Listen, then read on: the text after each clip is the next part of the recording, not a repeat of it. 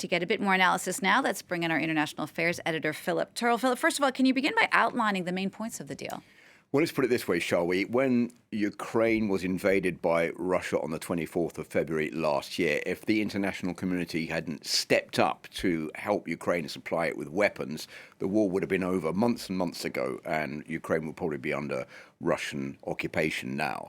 So Ukraine is very worried about the fact that these munitions need to keep coming because it can't produce enough of its own to keep back the Russian aggression. That's why we've seen this growing frustration with the Ukrainians over the slow pace of this proposal by the European Union to supply weapons to them. It's a two-track proposal. The first track is up and running, but that's not going to really satisfy Ukraine much because it's just reimbursing $1 billion to EU countries that have already supplied weapons to Ukraine. Remember, a lot of those European Union countries had to go and get weapons from their own supplies that they would keep to protect themselves in case of an aggression and send them off to Ukraine. So now they're saying, okay, we will give you back up to $1 billion worth of supplies to take the place to replenish what you've lost in your current stocks. About 600 million euros worth has already been requested by EU nations. So that's fine, that's working. The other part which is not working is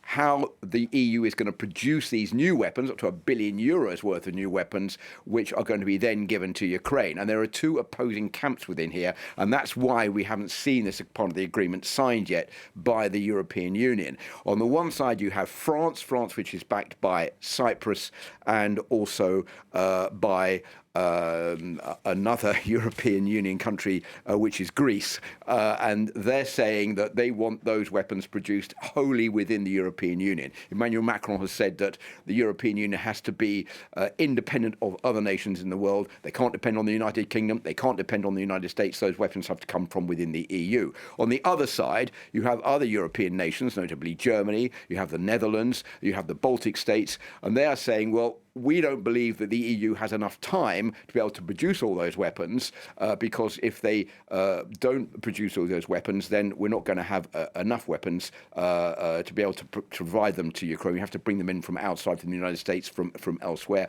There's another problem as well, and that is on how to deal with parts of those weapons that come from elsewhere, like, for example, from Asia or South Africa that are included in European-made weapons. Does that exclude them from being sold to Ukraine? So all those details still have to be ironed out. So are those the main reasons for these divisions amongst EU leaders? Well, or are there that's other the main things? reason that there's this great frustration by the Ukrainians. And there's been a statement by the Ukrainian foreign minister, Dmytro, Kuleba, who has said that for each weapon that is not supplied to Ukraine, that is another Ukrainian victim in this war.